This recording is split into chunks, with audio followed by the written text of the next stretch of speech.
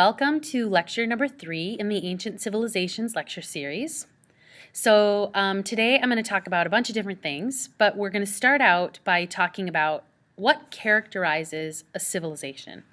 So in the first 2 lectures I talked about early humans, their development, and how we sort of got from there to here. How did we go from being these people who were struggling to walk upright, moving out of Africa, to becoming these really formal civilizations? I mean, if you look around yourself, you live in an extremely complex civilization.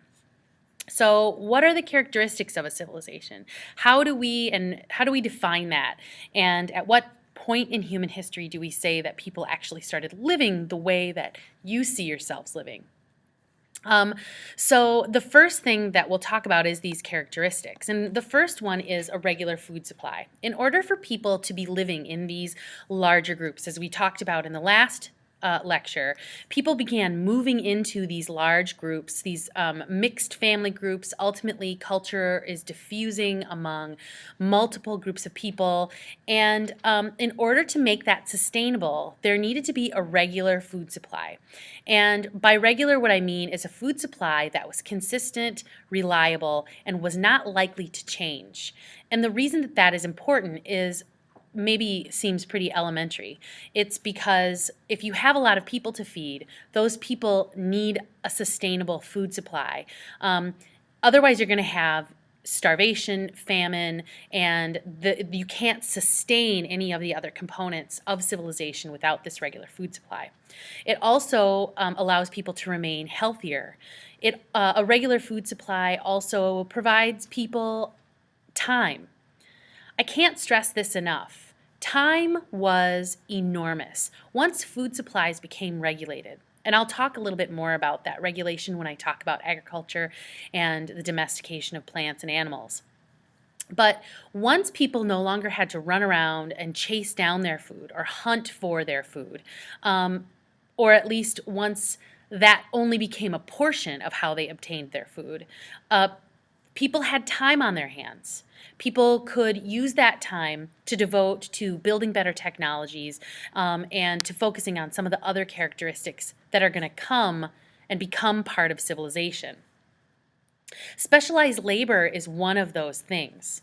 Now, in order to make this regular food supply possible, as I mentioned, agriculture has to develop. The development of agriculture is an enormous part of the development of civilization. But along with the development of agriculture is this specialization of labor. Instead of each individual going out and doing everything that they need to do to survive, what developed over time was that people became specialized. People ended up having specific skills. So the example that I always like to use is, if you are someone who is really good at farming, instead of you trying to farm and build your house and make your own clothes and make your own pottery, what happened was individuals who were able to specialize in those areas took on those roles. Through the development of specialized labor, we see the development of monetary or trade systems, exchange systems. Because if I am good at pottery and my parents pass down those skills to me, then I can make pottery. And in exchange for that pottery, I can go to the person who tans hides, and I can perhaps trade a pot for a hide. Now, prior to specialized labor, we both would have had to do both of those things. I would have had to tan my own hides. You would have also had to make your own pottery. And what ends up happening is no one can get extremely good at anything.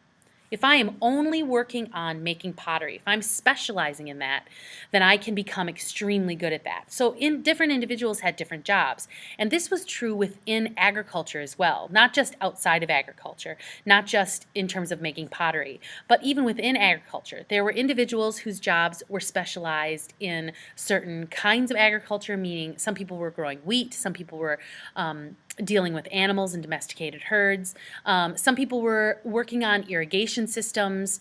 So even within agriculture itself, individuals began to specialize. And again, it meant that those people became really good at what they did, they became experts, and a trade system developed so that this group of people, this massive group of people, and in some cases, we're talking about thousands of people living together in these early civilizations. We're not just talking about small villages, thousands and thousands. As a matter of fact, some of the earliest communities, Dra and Catalhoyuk, are believed to have had up to 10,000 people living in them, which is a massive number of people if you think about, what the world looked like 10,000 years ago. So there also needs to be a system of government because, again, these massive groups of people are living together in ways that are somewhat new. When people get together, what happens? Sometimes you have conflict. You have people whose behavior deviates from what other people believe their behavior should be. And so a system of laws and a system of order has to develop.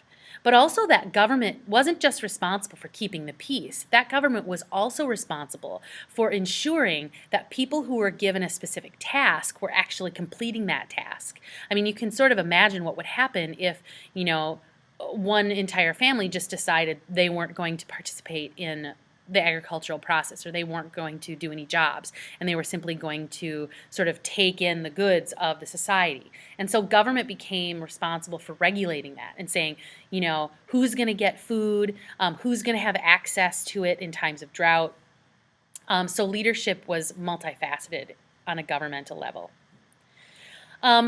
Also, within early civilizations, we see the emergence of social levels. This characterizes civilization as well. And by social levels, what I mean is a hierarchy of people. In ancient societies, you had the ruling class, and in some cases, above the ruling class, you had the religious rulers. But that didn't always exist, but often enough it did. The religious rulers would be first, then you had the ruling class who were in charge of government. The next level might be people who were tradesmen, people who were potters, or people who were in charge of, the irrigation systems and things like that. And then you had common laborers, people who possibly didn't have specific skills, but simply worked in the fields. This social hierarchy gave people status in society, and it also gave people a certain level of power.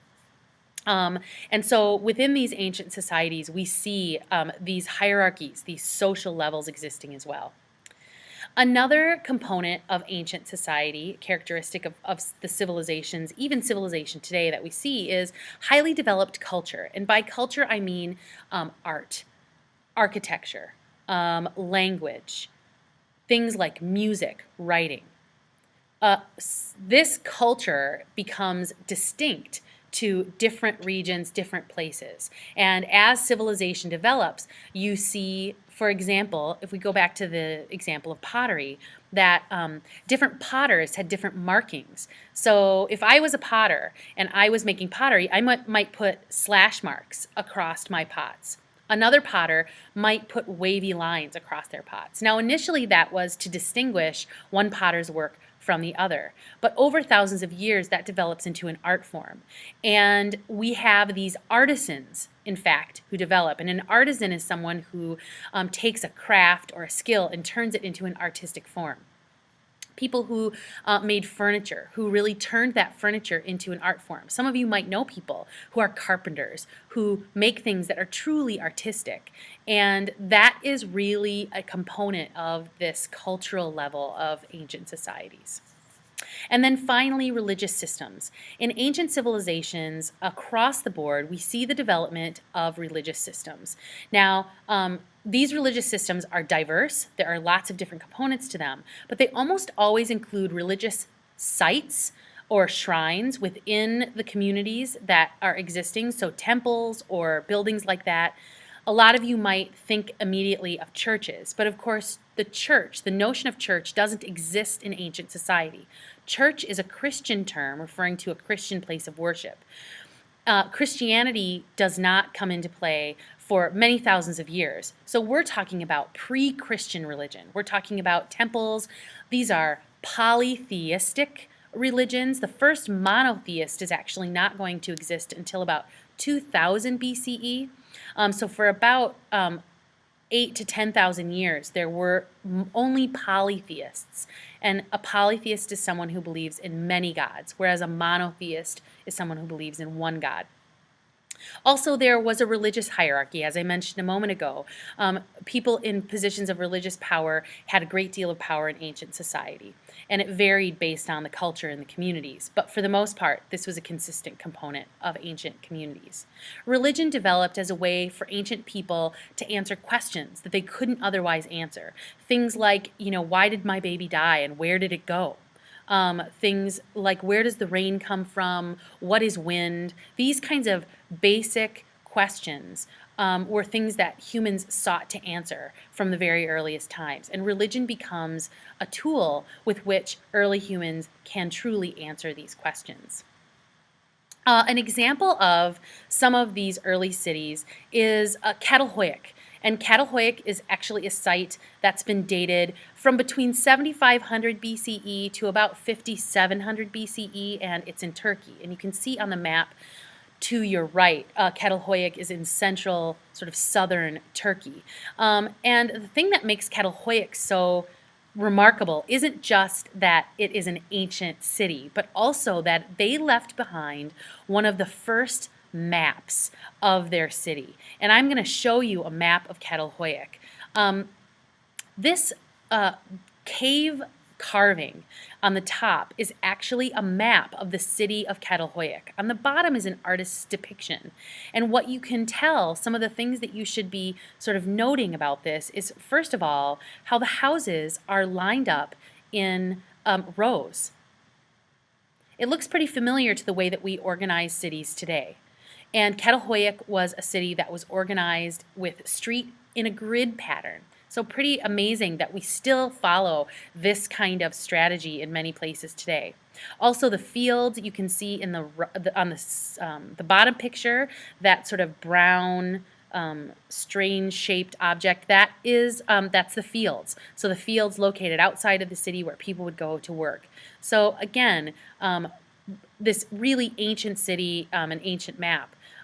This next photograph that I want to show you, sorry, gotta get the lights to come on, is an artist's depiction of what the city of Catalhoyuk would have looked like if you actually could see what the buildings look like. Archaeologists have been able to do a lot of great digging and work in Catalhoyuk, and so this amazing artist depiction shows you even inside of their homes. One of the things that's amazing about ancient cities is that people often didn't have doors. Cities, in particular, exterior walls did not have doors. In fact, not doors like we think of today. Rather, the doors were on the roof. And I wonder if you can think for just a second why the doors would be on the roof.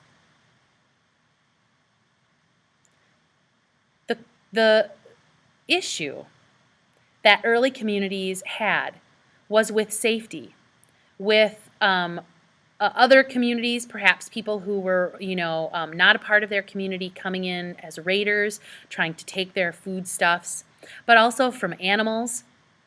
So instead of a front doorway like we're accustomed to seeing, people scaled these ladders. And in times of crisis or at night, ladders could be moved onto the roofs so that no one could actually get up onto the roof. Not easily anyway, they'd have to bring their own ladder. Or if you were an animal, you'd have to find a jump, I guess, I don't know.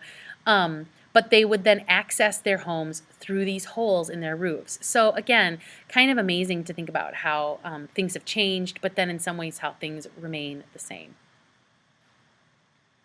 Now, if we go back to this other slide, this cities slide, there are two other ancient cities that are worthy of noting. Dra, which is dated to about 11,000 BCE, and the city of which is dated to about 4,000 BCE. And again, on your slide here, you'll see on the bottom photograph an image of an ancient city. Looks very similar to Catalhoyuk, and this was typical of cities like Dra and as well. Dra was in the country of Jordan, and and was in the country of Iraq. And these two cities are important not just because of their dates, but also because they give us an indication of where civilization was initially rising up. And it's in the Middle East. It's in this region that was so, as Jared Diamond said, geographically lucky to have these domesticated animals, to have these plants that were high protein, easy to plant, easily domesticated. So it shouldn't be a surprise to us that this is where these cities ultimately develop. Okay, so that's lecture 3. We'll be back with lecture 4 at a different time. Thanks.